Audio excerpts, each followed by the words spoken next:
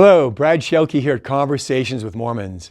This is part 10 of God's testimony as my secret weapon for witnessing to Mormons, as well as for thriving in life. Last week I mentioned Timothy Keller's wonderful little book, The Freedom of Self-Forgetfulness. His 4-word diagnosis of the human ego certainly applies to me.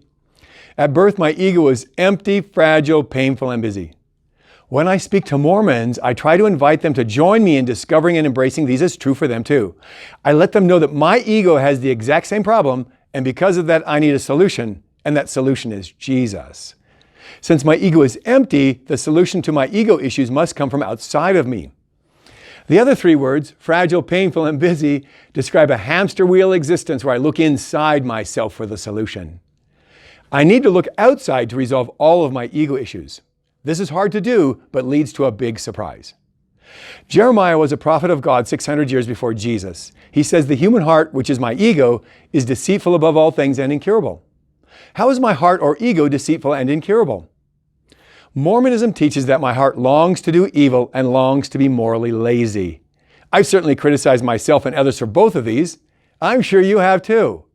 Jeremiah says in the same context that the human heart actually longs to trust in human strength, which he calls the flesh. In other words, the human heart longs to trust in self-effort. And Jeremiah says self-effort is cursed and results in bad fruit. This means that I do evil as a result of trusting in self-effort, not because I want to do evil. Stop and think about this for a minute and rewind if you need to, because this is counterintuitive and takes a minute to sink in. Self-effort doesn't ever solve my issues because my ego or heart is empty of reality. And because of this, I have no ability to do the good I want to do. The Apostle Paul describes this as his experience.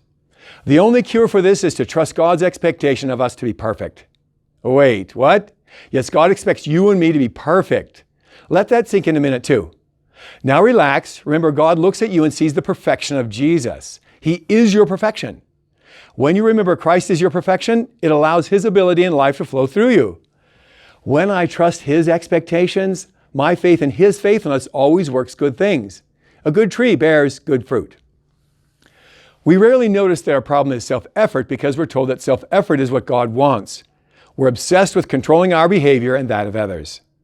Instead, my heart needs to be pierced by Jesus, the two-edged sword of righteousness and right relationships, to reveal this reality and to reveal His life as healing for me.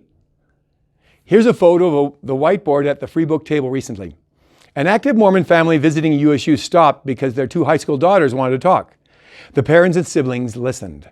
One girl repeatedly expressed surprise and delight as my questions pierced her heart and revealed how her self-effort and trying to do good were actually her problem.